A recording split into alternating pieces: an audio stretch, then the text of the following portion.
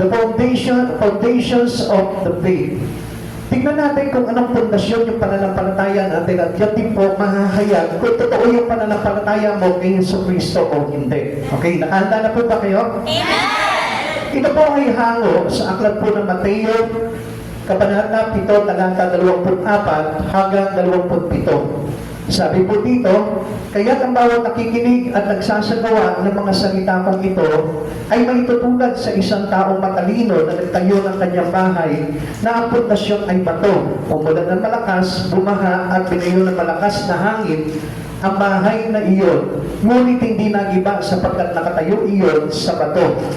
Ang bawat nakikinig ng aking salita, ngunit hindi naman nagsasagawa ng mga ito ay maitutulad naman sa isang taong hangal na nagtayo ng kanyang bahay sa buhanginan. Umulan ng malakas, bumaha, at binayo ng malakas na hangin ang bahay, ito ay bumagsak at lubusang nawasak.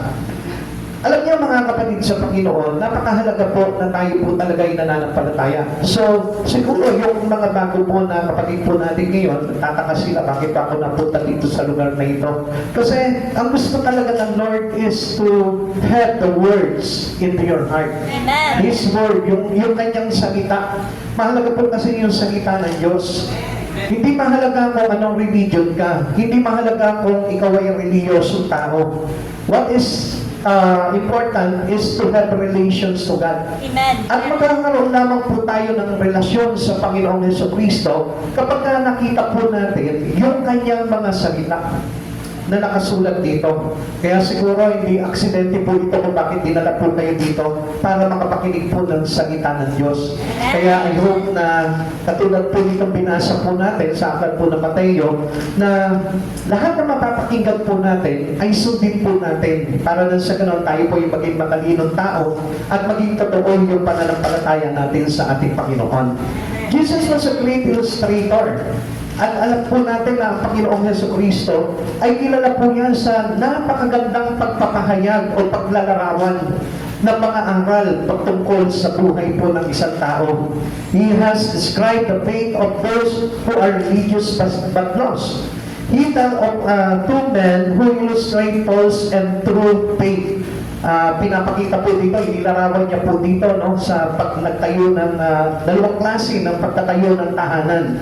Kung sino po yung totoo at kung sino po yung huwad.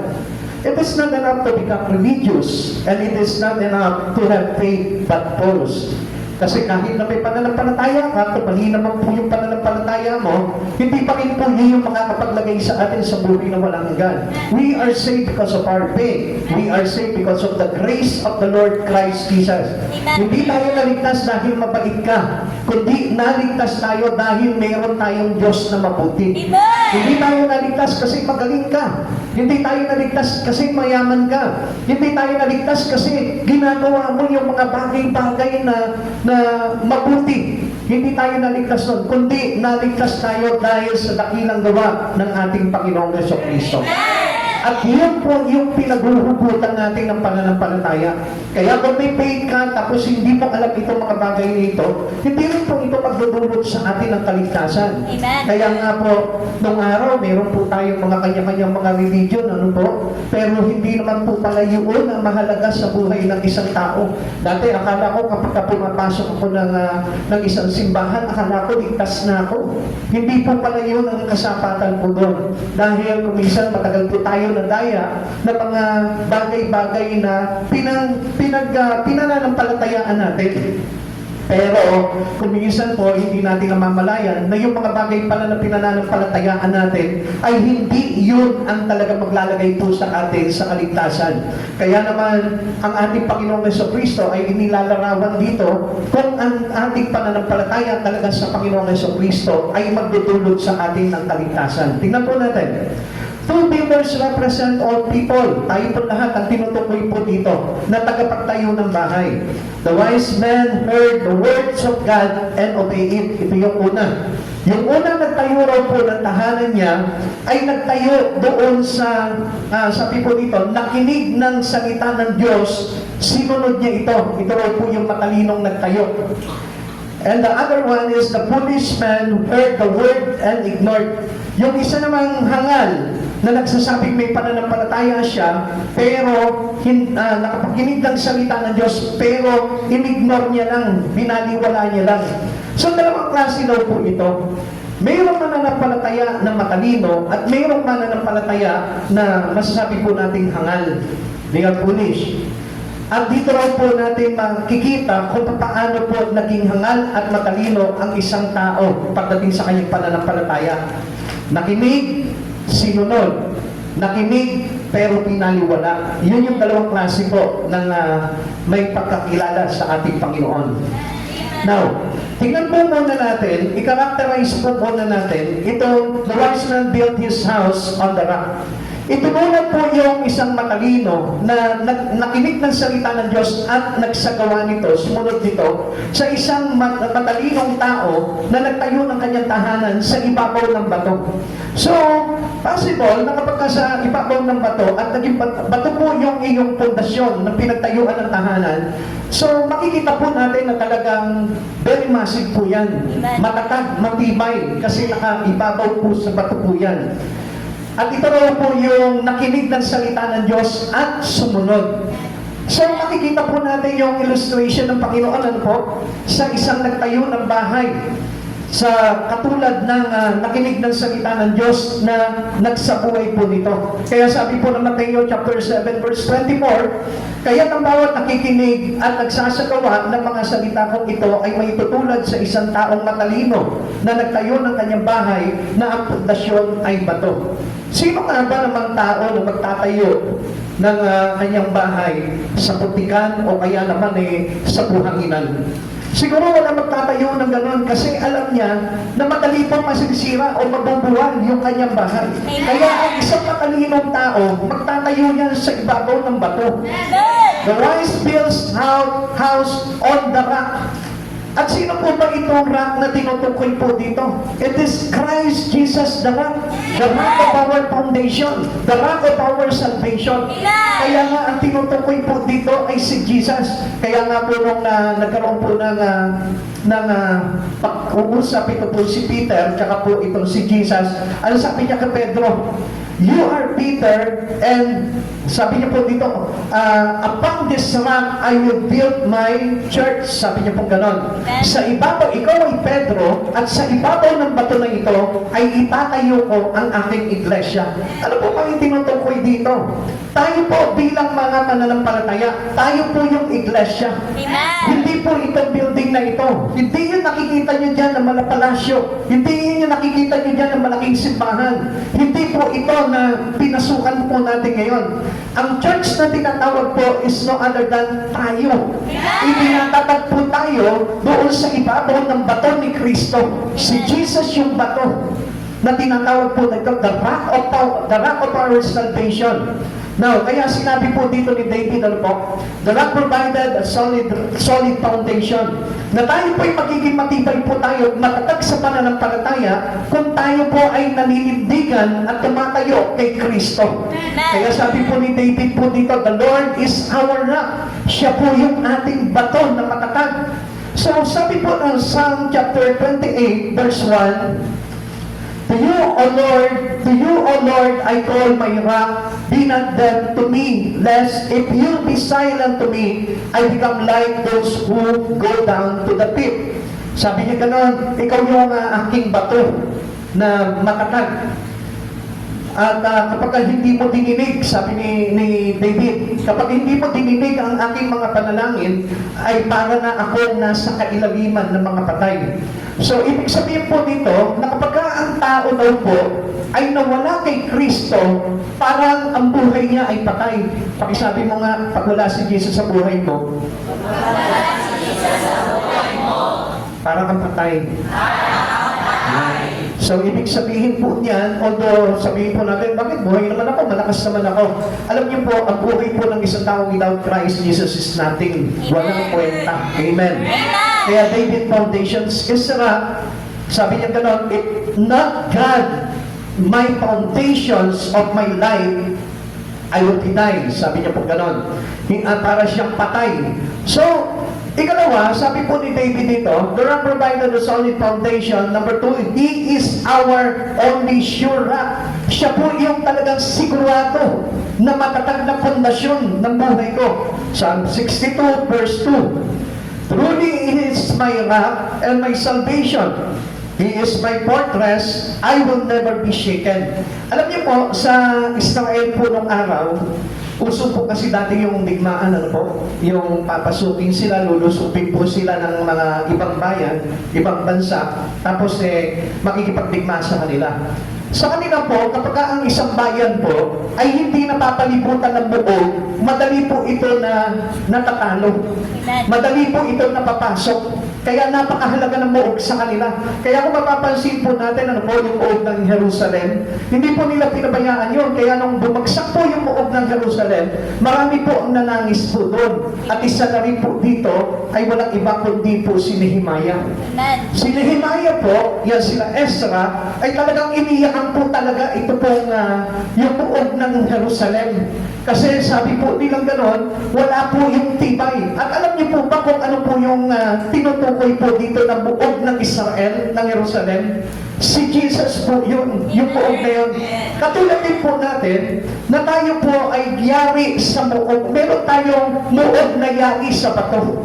At yun po ay walang iba kundi si Jesucristo. Kaya kung mapapansin po natin, napakahalaga po ni Jesus Christ sa buhay po natin. Dahil pag dumating po yung atake ng kaaway sa buhay po natin, which is Satan, kapag halimbawa inulan ka o binagyoan ng mga pagsubok sa buhay, hindi ka madaling mabubuhan. Amen. Kaya kung papansinin po natin dito, ano po, pag meron po tayong Jesus sa buhay natin, matibay po tayo. Amen. Because Jesus is our fortress, siya po yung matibay na buog natin, at ang buog na ito ay yari sa bato. Nakakita po ba kayo ng isang pader na yari po sa putik? Wala, ano po? Wala tayong makikitang yari sa cotton, yung pader, ano po? Makikita natin ang pader, yari talaga sa matibay na bato. Amen? Kasi para lang sa gano'n, mayroon tayong protection. At hindi po nalalaman ng mga tao na napakahalaga ni Kristo sa buhay po natin. Never turn down Christ Jesus in your life. Huwag mo nga hayaan na tanggalin mo sa buhay mo si Jesucristo sapagkat walang tibay, walang tatag ang buhay ng isang tao without Christ Jesus. If Jesus is the rock, He is our firm foundation. Ibig sabihin, siya yung matibay po natin na pundasyon. Christ is our firm foundation. No other foundation will stand. Wala na pong ibang magiging pundasyon sa buhay po natin. Wala tayong pwedeng gamitin pundasyon sa buhay natin, kundi si Jesucristo. Sabi nga po ng 1 Corinthians chapter 3, verse 11, sapagkat wala ng ibang pundasyon maaaring ilagay maliban sa nailagay na. At sino raw po ito? Walang ibang kundi si Jesucristo. Ikaw, tayong lahat na nandito ngayon ay napupundasyonan ni Jesucristo. Kaya lang humihina yung pundasyon na yun kung hindi po natin pinapansin si Jesucristo sa buhay po natin. If we ignore Jesus in our life, kaya nga raw po yung hangal na nagtayo ng bahay, yung mahina na nagtayo ng bahay, wala po siyang pundasyon na bato. Ibig sabihin po nito, wala si Jesucristo. Samantalang po tayo na kumikilala sa ating Panginoong Jesucristo, tayo po ay nasa matibay na kalagayan. But do not ignore Jesus in your life. Huwag mo po babaliwalain si Jesucristo sa buhay mo. Halimbawa, huwag mong ipinagpapalipan yung pagsamba mo sa Lord. Huwag mong ipinagpapalipan yung panalangin mo. Dahil yun yung nakakapagpagtatag ng buhay natin. Alam niyo po ba, less prayer, less worship, less sa pag-church natin sa Panginoon, mahihina yung muog natin. Amen. Amen? Bakit po kaya? Kasi na-i-ignore natin si Jesus sa buhay po natin. Kaya kapag halimbawa punong-puno ka ng problema sa buhay, ang dami mong problema na halos parang nawawala na si Jesus sa buhay mo, bumalik ka lang kay Jesus, makikita mo, maaayos yung mga problema mo. Itayo mo muli yung muog ni Jesus sa iyo. Hayaan mo na mapalibutan ka ulit ng muog ni Jesus, yung pader ni Jesus. Para lang sa ganun, lahat ng bagyo na tatama sa iyo, si Jesus yung bahalang humarap ng para sa iyo. Para lang sa ganun, hindi ka mabuhay. Amen. Amen. Alam niyo, maging sa mga kabataan po ngayon, kaya napapansin niyo po, ano po, marami po mga eskwelahan po ngayon, ano, mga kabataan, halos napapaliwala po sila. Even in their school, as supposed to be, dapat nga po, secure po sila sa eskwelahan. Ano po? Alam niyo po ba kung bakit nangyari po yung bagay niyon? Di ba, alam niyo po, nung panahon po namin, nung ako po'y nag-aaral pa po sa high school, meron po kaming pag-aaral po ng Biblia po nung araw. Then may nagtuturo po sa amin ng Biblia po noon. Kaya siguro, ngayon po, nawala po yung pagtuturo ng Biblia pagdating po sa mga eskwelahan, ay nangyari po na nagkaroon po ng tinatawag na moral decline. Kasi ang ugali po ng tao ay dapat na mahubog sa salita ng Diyos. Sapagkat ang salita ng Diyos ay walang iba kundi si Jesucristo. This is our firm foundation. Kaya kahit na atakihin ka, halimbawa, ano po, merong umaaway sa iyo, kapag kasi Jesus yung foundation po natin, wala na tayong dapat gawin, hindi na natin kailangan mag-fight back sa kanila, ang Diyos na ang bahala sa kanila. Kaya hindi napapahabak ang buhay ng isang tao. Hindi tayo madaling madaya po ng tukso, hindi tayo madaling madaya po ng mga bisyo na sisira ng buhay po natin. Dahil mayroong tao, mayroong Diyos na nag-iingat sa atin. Amen. Number 2, sabi po dito, Christ is our firm foundation. This foundation is secure. Sigurado po. No? Alam niyo po, naalala ko po nung araw, ano po, kapag ka nagpapagawa ka ng bahay, sisiguraduhin mo doon sa gumagawa na matibay siyang gumawa. Tama po ba? Ay po, kapag halimbawa nagpagawa kayo ng bahay, tapos hindi marunong yung gagawa, papayag kayo. Halimbawa, magtatayo ng poste, ano po. Naalala ko po nung nagpatayo po kami ng bahay po nung araw, nakita ko po yung posting ginawa, ay nakabalugtot. Ang sexy, sabi ko, ang sexy naman ng poste natin, nakaganyan. Nakakita ka na ng ganun poste. Supposed to be, di ba, pag poste, talagang diretso, ano po, halimbawa, ganyan, ano po. Pero imagine, may ang poste na yan ay maging sexy. Yeah? Yung nakakita ka na ba ng poste na parang pang Miss Universe? Paano yung tayo ng isa? Diba? So, hindi kumbaga parang makikita mo yung poste, parang babagsak ito. Baka siguro hindi kayo uupo dyan dahil matatakot kayo na bumagsak. Dahil tiwala kayo na matibay yung poste, diretso yung poste, kaya naman, tiwala ka na nakaupo ka dyan, na secure ka. Kaya nga, this foundation is secure dahil ang ating poste, walang iba kundi ang ating Panginoong Jesucristo. Sabi po ng 2 Timothy chapter 2 verse 19, ngunit matibay ang pundasyong itinatag ng Diyos at dooy nakatatak, nakikilala ng Panginoon kung sino-sino ang tunay na sa Kanya, at ang bawat nagsasabing siya sa Panginoon ay dapat lumayo sa kasamaan. Yun. Now, ang Diyos is our firm foundation. Si Jesus Christ po yun. Kung talagang gusto mo maging matatag ka, matibay yung pundasyon mo kay Kristo, sabi po dito that we keep away from sin. We keep our life away from evil. Kailangan daw po na lumayo po tayo. And do not compromise to evil one. Halimbawa, mayroon kang mga kakilala na masama, gumagawa na masama. Do not compromise to them. Huwag kang makikiisa sa kanila. Kaya nga po, kung isa makikita nyo, yung mga kabataan, ang bilis po nila magkagulo. Bakit? Kasi pagka nasulsulan ng isa, ito namang isa, lalaban na. At yung isa naman, gaganti na.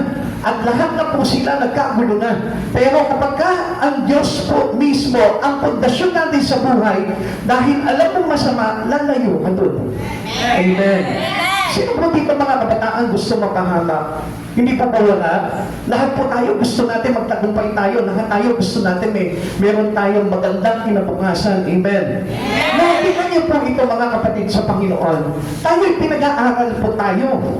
Amen. Yung mga magulang natin, sila po mismo nagsisikap sila para pag-aralin tayo. Tingnan nyo, kayo mga kabataan, meron kayong mga pangarap sa buhay. Gusto nyo pagdating ng araw, kayo maging mayaman. Gusto nyo pagdating ng araw, kayo yung mga, kumbaga parang titulado na kayo, nakagraduate kayo. Pero, hindi nyo po ito napapansin na ang diablo, ang demonyo, si Satan, dadayain ka. Nag-aaral ka, pero tutuksuhin ka ng mga maling bagay. Tutuksuhin ka ng mga masasamang bagay. Kaya ngayon, dahil sa mahihina yung muog mo, wala yung tinatawag na firm foundation, matibay na pundasyon ni Kristo sa buhay mo, madali ka po natutukso nun. Amen? Amen! Amen? Amen! Kaya mapapansin po natin, ang dami mga kabataan napapariwara po sa bisyo, napapariwara sa mga masamang gawa. It is because there is no Jesus upon them. Kaya mga kabataan, mapalad po kayo kasi dinala kayo ng Lord sa Kanya. Hindi dito sa lugar na ito, kundi kay Kristo po mismo. Na ang ibig sabihin nun, gusto ng Diyos na manatili kang ligtas. Gusto ng Diyos na mailayo ka sa masama. Gusto ng Panginoong Jesucristo na maging maayos yung buhay mo hanggang sa iyong maabot yung mga pangarap mo. Hindi po ba? Napakaganda. Ano po? Kaya nga, this foundation is secure. Siguradong-sigurado po ito. Amen. If Jesus is our foundation, we see that a person stay away from sin. Lumalayo po tayo sa ating mga pagkakasala. Alam niyo po ba yung ibig sabihin po nito, 2 Timothy chapter 2 verse 19? Sabi po dito, teaches that God's truth has an unshakable foundation with a two-sided seal. Unshakable. Sabi po na unshakable foundation. Ibig sabihin, hindi mayayanig. Kapatid sa Panginoon, tatanungin ko po sa inyo. Kayo po, kapag halimbawa, dumaranas po kayo ng mga pagsubok sa buhay, alam niyo po ba kung ano po yung affected unang-una? It is not your work, it is not your job, it is not your school, it is not your family, it is not your friend, it is not everything in you. But alam niyo po ba kung ano yung unang-una na apektuhan? Yung relasyon mo sa Panginoon. Say amen. Amen. Hindi nyo napapansin, kapag ka nagkaroon ka ng konting karamdaman, hindi ka na mag-church. Kapag ka tinamad ka, hindi ka na mag-church. Kapag ka nawalan ka ng pera, hindi ka na mag-church. Lagi nang inaatake ng kaaway, yung mga bagay na may kaugnayan kay Kristo. Tama po ba? Amen. Amen. Amen. Kapag halimbawa, nag-aaway kayo mag-asawa, wala ka nang gana mag-church. Amen? Alam niyo kung bakit? Because you are under attack of Satan. Open ka kasi, wala yung noog. Kaya nagiging shakeable tayo. Kaya yung faith natin sa Lord, hindi nagiging totoo kasi affected pa rin yung relasyon mo sa Panginoon. If your faith is being true, kapag totoo yung iyong pananampalataya sa Panginoon, kahit na anong mangyari, hindi maaapektuhan yung iyong relasyon kay Kristo. Hindi maaapektuhan yung prayer mo. Hindi maaapektuhan yung Bible study mo. Hindi maaapektuhan yung pag-church mo. Dahil matibay na buo yung nakapalibot sa iyo. Amen? That is true faith. At isa pang pinakamaganda po dito, sabi po dito, unshakable foundations with two-sided seal. Ibig sabihin po nito, natatatakan po ito ng Panginoon sa buhay po natin. Pag sinabing two-sided seal, magkaabila po nito, may tatak ni Kristo. At paano natin malalaman yon? That we are divine ownership of God. Tayo po ay nasa kapanalang pag-aari ng Panginoong Jesucristo. Kapag hindi na natitinag yung faith mo.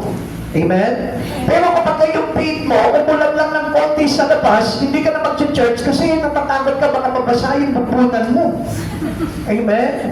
Kasi baka mamaya, mabasa yung paa mo dahil sa maaha, magkaroon ka ng alipunga.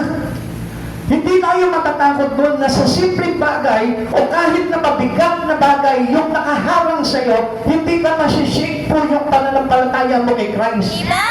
Nothing can hinder you from your relations to God. Kaya ang sabi nga po ni Pablo na po, walang makapaghihiwalay sa akin sa pag-ibig ng Panginoong Jesucristo. Kamatayan man, kagutuman man, hubad man, pagbubugbog man, pagkabilangbog man, no one can depart me from the love of God. Amen. Alam niyo mga kapatid sa Panginoon, ganun po dapat yung faith natin. Hindi pa kapag halimbawa, dahil meron ka lang business, iiwanan mo na yung ministry mo sa Lord, kakalimutan mo na ang Lord sa buhay mo. It is not true faith. Hindi yan yung totoong pananampalataya. Kaya nga, huwag po kayong maniniwala na kahit hindi po sila nag-church, hindi sila nagbabasa ng Bible, hindi sila nagpupuri sa Panginoon, meron silang pananampalataya sa Diyos. It is not true faith. Amen. It is faith that falls. Kaya nga, do not be deceived. Your faith must be true in Christ Jesus. Amen. Hindi mo ipagpapalit yung mga bagay kay Kristo, hindi mo pagpapalit yung kaligtasan mo, hindi mo ipagpapalit si Kristo sa anumang bagay sa buhay mo. Amen. Amen. You must be prioritizing God in your life. Amen. Amen. Amen. Amen. At ang ikalawang two-sided seal sa atin ng Lord ay yung po tinatawag na human holiness. Tayo po ay nabubuhay bilang mga taong may kabanalan. Amen? Amen. Una, tayo po ay divine ownership ng ating Panginoong Jesucristo. May tatak tayo noon. At ang ikalawa, tayo po yung tinatawag ng human holiness. Na kahit sometimes we do mistake, kahit saan times na nagpe-fail po tayo sa mga bagay-bagay, still, may tatak na po tayo ng pagiging banal. Amen. Pakibulong mo nga doon sa katabi mo, kahit ganyan ka pala. May tatak ka na ng kabanalan ni Jesus. Kaya kailangan lang maging matatag po yung pundasyon po natin kay Jesus. Huwag yung uga yung pundasyon po natin. Ano po? Amen? At alam niyo po ba, ikaw may pinapahiwatig sa atin ng Lord dito, it reminds believers that God knows His own people. Kilala niya kung sino yung sa Kanya. And those who follow Him must turn away from evil. Na kapag halimbawa, meron ka nagagawang pagkakasala, may plano ka agad na lumayo sa kasalanan. Amen? Na kapag ikaw, halimbawa, nagkamali ka sa Lord, ano po, nakukunti ka agad, nagigil ka agad, at humihingi ka agad ng tawad sa Panginoon. Hindi po ba yung kapag nakagawa ka ng kasalanan, ako, hindi na ako mag-church kasi hindi na ako karating dapat yan, baka masunog ako. Mali po yung ganong attitude. Ang attitude po dapat, kapag nagkasala ka, takbo ka papalapit kay Kristo. Kapag may problema ka, takbo ka agad papalapit kay Kristo. Hindi papalayo sa ating Panginoong Jesucristo. Sapagkat tayo po ay may tatak na ng ating Panginoong Jesucristo. But the question here is, are you building your life on this foundation? Dito ba nakatatag yung ating buhay? Sa batong matibay na ito. Have you trusted Christ as your Savior? Si Jesus po ba yung talagang kaligtasan po natin? Siya po ba yung talagang tinutuwid mo na nagligtas sa iyo? Are you building your life on His Word? Nagbabasa po ba tayo ng Biblia? Napakahalaga na magbasa tayo ng Biblia. And it is better for us to know the words of God.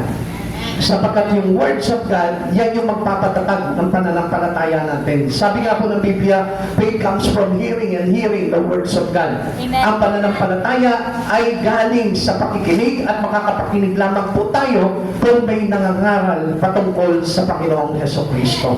Kaya yung faith po natin, nagiging totoo yung faith natin kapag ikaw, nandun yung willingness mo, nandun yung appetite mo sa pakikinig ng salita ng Diyos. Tanungin mo nga yung katabi mo, may gana ka ba sa pakikinig ng salita ng Diyos?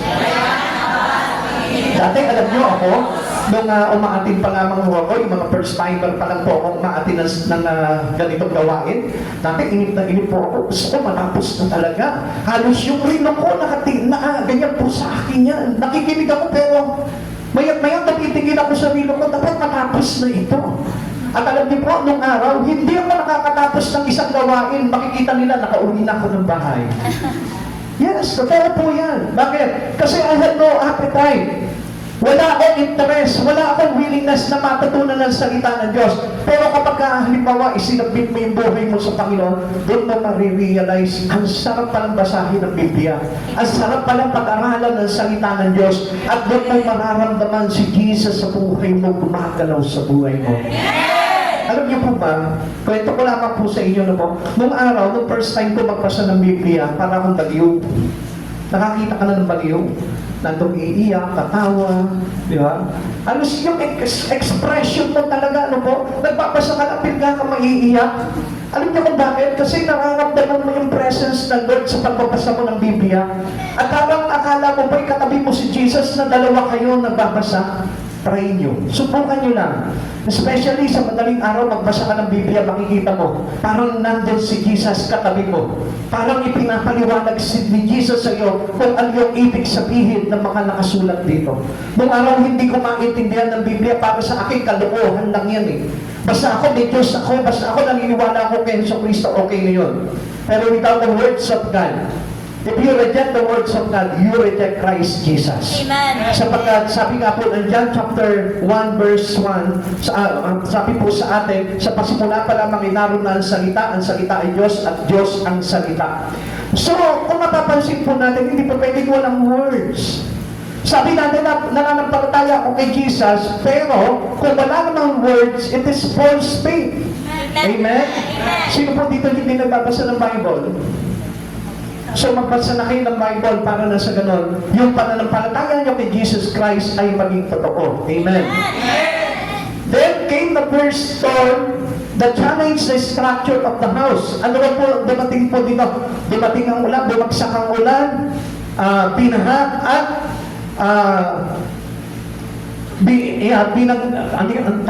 yung binagbag ng malakas na hangin yung bahay. Pero hindi po ito natinag. The house of the wise man stood firm in the storm. Kapag tayo, mayroon tayong foundation ni Christ Jesus, which is the rock. Kahit na anong bagyo na dumating sa buhay mo, hindi ka matitinag. Amen? Hindi ka mapapasinungalingan ng kaaway. Hindi sasabihin sa iyo, may isang time lang ang pagsisimba. Hindi sasabihin sa iyo na walang sa-isa yung ginagawa mo, basta nasa puso mo si Jesus, okay na yun. Hindi ka madadaya ng kaaway doon. Why? Kasi mananatili kang tapat sa Panginoon, mananatili yung pananampalataya mo sa Lord na walang kasinungalingang papasok sa iyong tenga para sirain yung iyong totoong pananampalataya. Amen. Number 2, sabi po dito, yung foolish man built his house on the sand. Ito naman po ang taong hangal na ito, nagtayo po siya ng kanyang bahay doon sa buhanginan. At alam na po natin yung magiging tendency po dito, ano po, yung resulta po ng pagkatayo niya. Pagdating po sa buhangin, ang buhangin po kasi sometimes is unmanageable eh. Na kung minsan makikita natin, akala natin matigas ano po yung buhangin, pero pag tumapa ka, lumulubog na yan. At lalo na kapag nasamahan pa ng tubig. Amen? Amen. Sabi po dito, yung tao raw po na hangal, na nagtayo ng kanyang bahay sa buhangin, ay parang yung tao na he heard the word of God but ignored it. Nakikinig siya ng salita ng Diyos, pero baliwala lang sa kanya. Wala pong halaga sa kanya yung salita ng Diyos. Sabi po ng Mateo chapter 7 verse 26, ang bawat nakikinig ng salita, ngunit hindi naman nagsasagawa ng mga aral na ito, ay maitutulad naman sa isang taong hangal na nagtayo ng kanyang bahay sa may buhanginan. I hope na tayo po lahat ay nakatayo tayo sa ibabaw ng bato ng ating Panginoong Jesucristo. Dahil kung nando tayo sa ibabaw ng bato ng ating Panginoong Jesucristo, kailanman hindi po tayo masishaken. Hindi po tayo mayayanig ng mga pagsubok sa buhay po natin. Kaya nakita niyo po, no, ang dami po mga taong marupok. Tanungin niyo yung katabi mo, marupok ka ba? Yan, di ba? Kapag halimbawa, binarate lang ng boyfriend eh, halos parang sinasabi niya, wala nang halaga sa akin ang buhay ko. Di ba? Kapag pinuhay ka ng boyfriend mo, ibig sabihin po niyan, hindi siya word para sa'yo. Mayroong ipapalit ang Diyos niyan na mas higit. Amen? Amen. Malay niyo, ipalit dyan kamukha ni halimbawa ni Ruru Madrid. Di ba? Halimbawa, mas deserve talaga na may takot sa Diyos, marunong sumamba sa Diyos, dahil nakita niya yung boyfriend mo ay hindi karapat-dapat talaga sa iyo dahil mapapasama ka lang. Kaya ang nangyari po dito, tinanggal ng Lord sa buhay mo. Kaya nga, never be shaken. Huwag maapektuhan yung relasyon mo sa Panginoon. Kasi alam niyo po ba, marami po, there are many, sabi po dito, there are many choices for life's foundation. Marami po tayong pagpipilian eh. At ang mga unbeliever, most especially, meron po silang choice for life's foundation. At ano po ba ito mga life's foundation nila? Unang-una, ang ginagawa nila pundasyon sa buhay po nila, some choose to build on wealth. Itinatatag nila yung buhay nila sa kayamanan. Amen? Which is wrong. Masarap maging mayaman kung hindi hiwalay ang buhay mo sa Panginoon. Pero kung mayaman ka na hiwalay sa Panginoon, ay dahil pwede pa rin magwawal yung buhay mo. Pwede pa rin na mawalan ng sa yung buhay mo sapagkat yung kayamanan ay pansamantala po lamang. It is temporary. Amen. Pwedeng nakauwi sa iyan, pwedeng mawala sa iyan. Sabi nga po ng Kawikaan chapter 23 verse 4 to 5, huwag mong pagurin ang sarili sa pagpapayaman, pag-aralan mong umiwas doon, sapagkat madaling mawala ang kayamanan. Ito'y simbilis ng agila sa paglipad sa kalawakan. Anong ibig sabihin po sa atin dito na may akda? Ibig sabihin po ng ito'y simbalis ng agila sa paglipad sa kalawakan. Ang ibig sabihin niyan, it is easy to be lost. It is easy to disappear. Amen. Na alam natin, lahat ng bagay sa mundo ito mapupugnaw. At hindi po natin ito madadala because this all things is temporary. Amen. Lahat ng pansamantala lang yan. Amen. Yung mga bagay na nakikita mo sa paligid mo, temporary po lamang yan. Yung kagandahan mo, temporary lamang po yan, nilipas yan. Yung pagiging flawless mo, temporary rin yan. Amen? Amen. Kaya nga, yun dati, ang ganda-ganda mo, makita mo, di ba ngayon, pagka nagkaedad ka na, nawawala na. Pumuhulas na yung kagandahan mo. Dati kamukha mo si Marian de la Riva, nung tumanda ka na, naging si Pokwang na. Amen? Di ba? Kumukupas yung itsura po ng tao because that was only temporary. Kaya nga, alam niyo po, pagka bumasi po tayo ng choice na foundation natin ay napunta doon sa wealth, sa kayamanan lamang po, mayroon pong mga bagay na delikado po dito. And what is that danger? The danger of overworking for wealth. Sa paghahangad po natin na magkamal po ng kayamanan, ang unang-unang nangyayari po sa atin is about exhaustion. Pag sinabing exhaustion, madali tayo mapagod, madali tayo ma-burn out. Working too hard just to get rich wears out your body and mind. Kaya makikita mo, mas madali ka ma-stress. Sa pagpapayaman, pilitin mo magpayaman, sikapin mo magpayaman, mabilis ma-stress ang tao. Especially, alam nyo, kapag hindi naman talaga nasa iyo at hindi pinahintulot ng Lord sa iyo ang kayamanan na ito, mapapagod ka lang. Amen? You get worry. Number 2, misplaced trust. Mawawala yung iyong tamang pagtitiwala. At dapat supposed to be our trust was through Christ Jesus. Amen. Dapat na kay Jesus. Relying on your own cleverness to make a fortune is foolish. Kahangalan daw po yun. Kaya nga para ka nagtatayo ng tahanan mo, ng bahay mo, sa ibabaw ng buhangin. Kaya nga, yung pagtitiwala sa sarili po nating kakayanan, ano po ba yun? Yun yung iinisan ng todo ng ating Panginoon. Yung self-reliance is contradicted with God's reliance. Gusto kasi ng Diyos na tayo po ay nagre-rely sa ating Panginoon at hindi tayo nananangan sa sarili nating lakas. Amen. Hindi yung parang pagking matalino ka, wala ka ng Diyos sa buhay mo. Basta ako matalino ako, basta ako magaling ako sa eskwelahan. Basta ako top listed ako sa school at wala akong pakialam kahit wala akong Diyos. Come on. Without God in our life, there is no victory. Hindi natin ma-achieve yung success po natin without God. Magtagumpay ka man, yumaman ka man, pero yung trust natin mami-misplace lang. As supposed to be, our trust must be on God. Trust in the Lord with all your heart and not lean on unto your own understanding. In all your ways, acknowledge Him, and He will direct our path.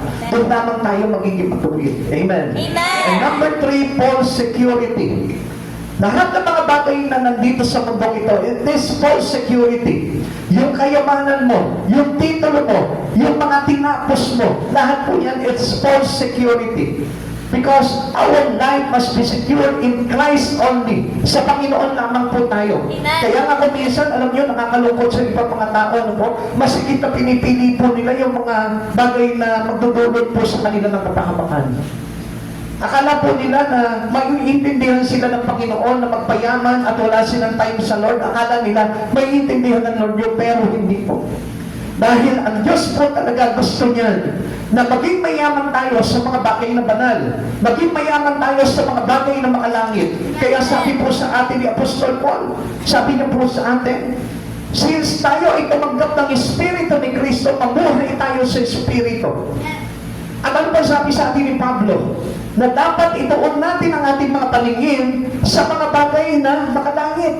Amen. Amen? Amen. Not to the temporary things on earth.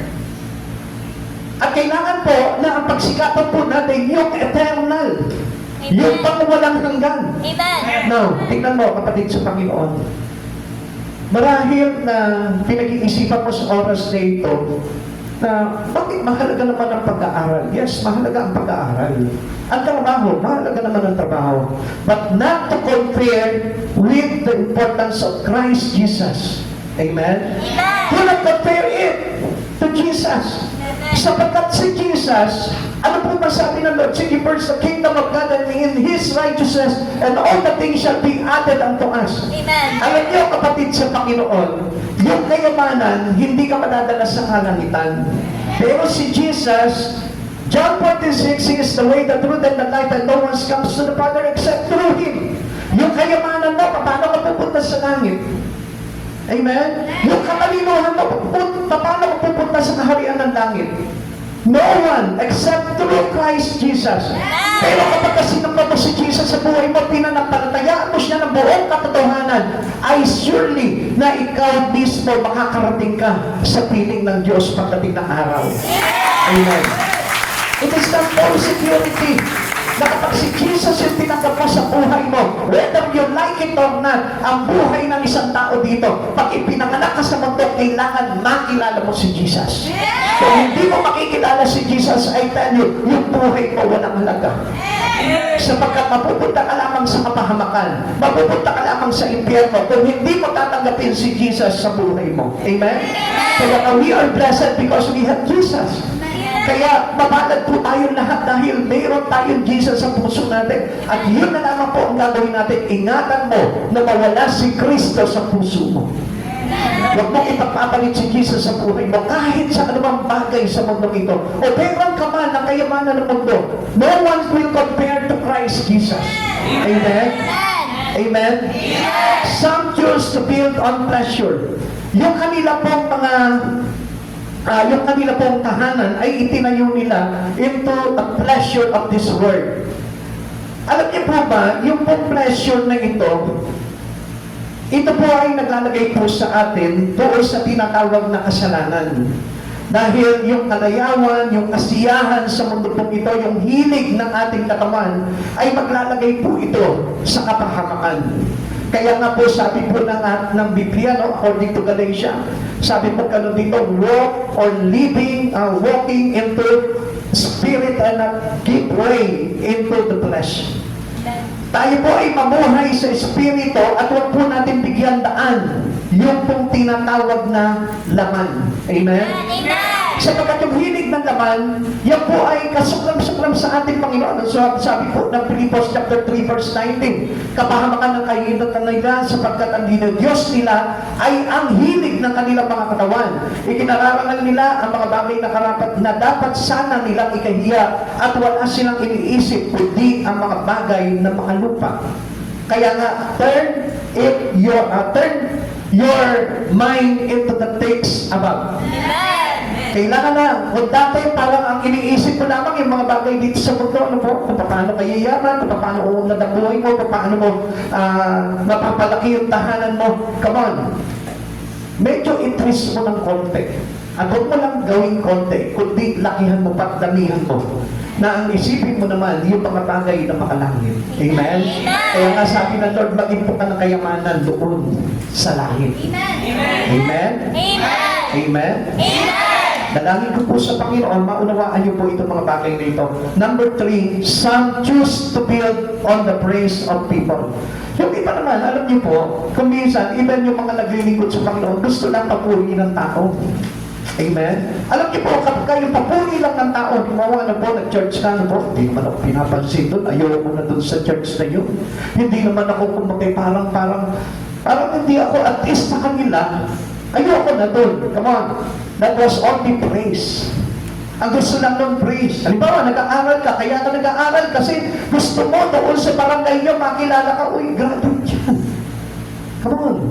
Hindi po yun ang kailangan po natin. Ang kailangan po natin is to build our choice, our house, into the rock, which is Christ Jesus. Tignan niyo po si Jesus. Si Jesus po, nung nag-minister po siya dito sa lupa, wala pong kumilala po sa kanya. Even their family, nireject po siya. At kung mapapansin po natin dito, puro parusa yung kanyang naging pamumuhay dito sa mundo nito. At kung mapapansin po natin, siya po ay galing sa pamilya lamang po na mahirap po dito. Ang kanyang magulang is a carpenter. At kung papansinin po natin dito, bakit hindi ba pinanganak si Jesus na mayaman? Because yung pong tinatawag na praise of people is very dangerous. Amen.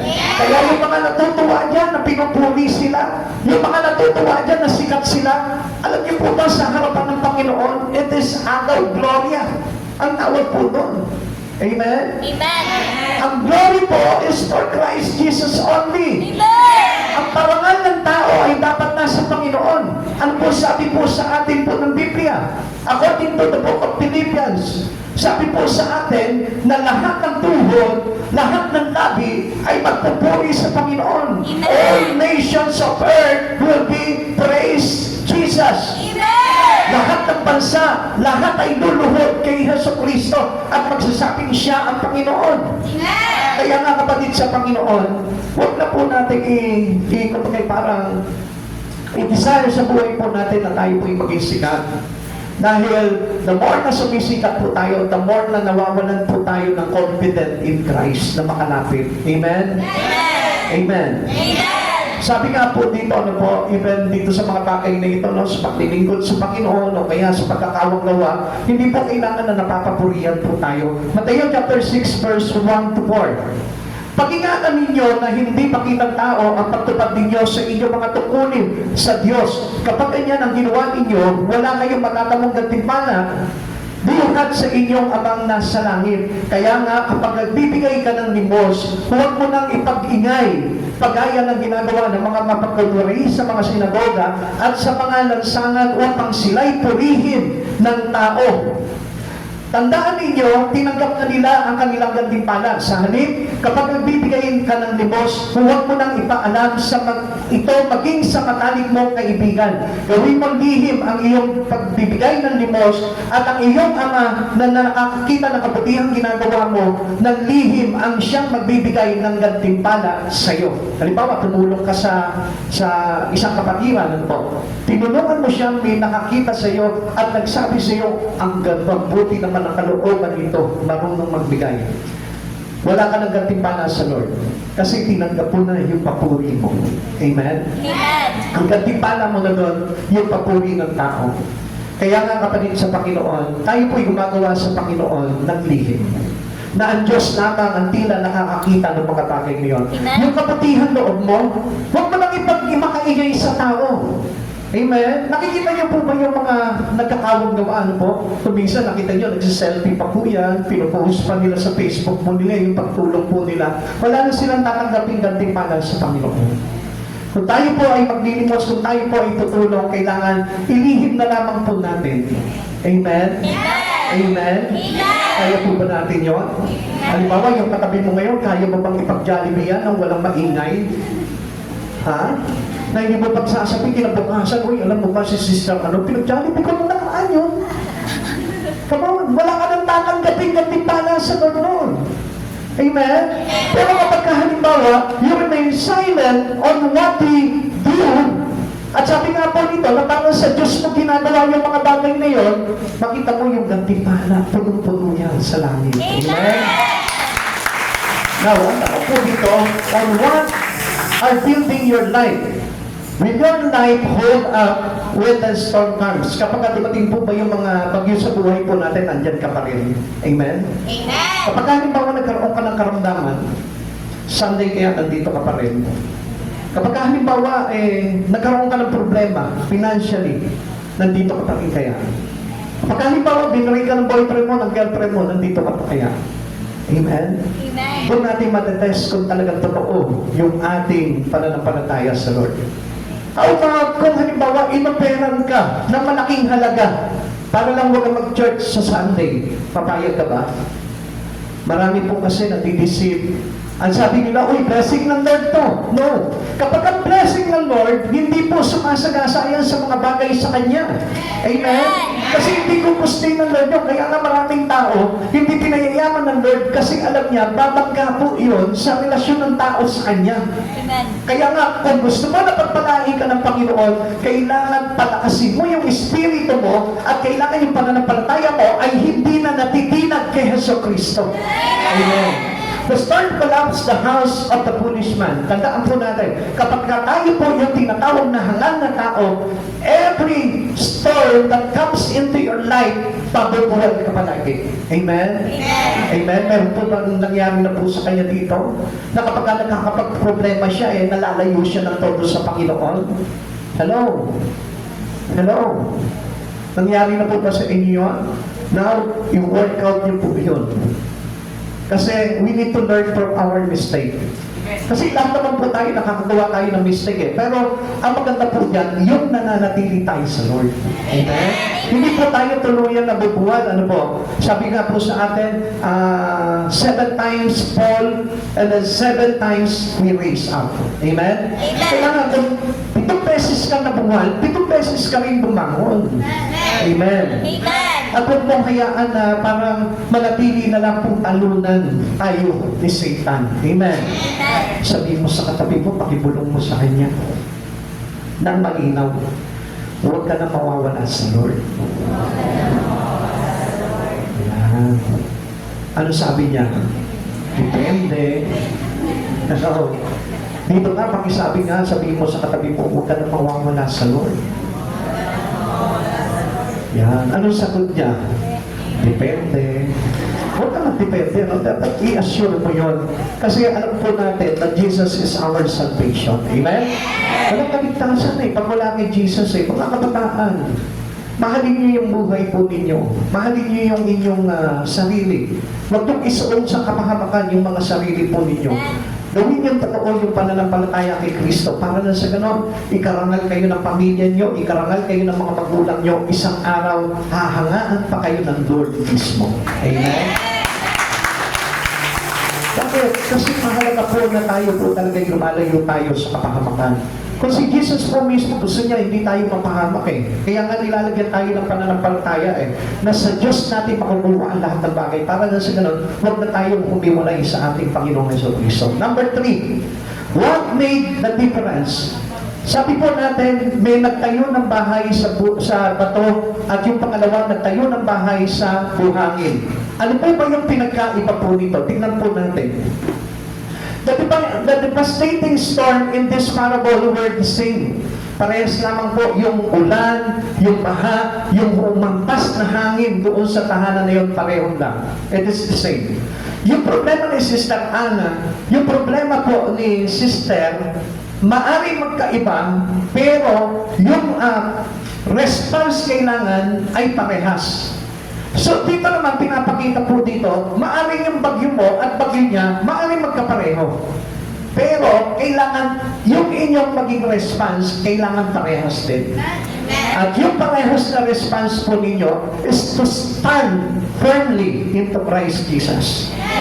Huwag kang gagawa ng paraan ng solusyon doon sa problema mo nang hindi kay Jesus. Huwag kang gagawa ng paraan na ang solusyon ay hindi kay Jesus.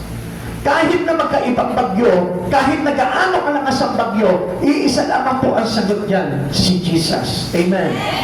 Sabi po dito, parehas lamang po yung devastating storm na dumating po sa kanila. No? The rain descended and the floods came. The wind blows and beat these two houses. Parehas pong itong yung manig dito sa dalawang bahay na ito. 1 Corinthians chapter 10 verse 13. Tingnan niyo po ito ha. Walang pagsubok na dumating sa inyo na hindi na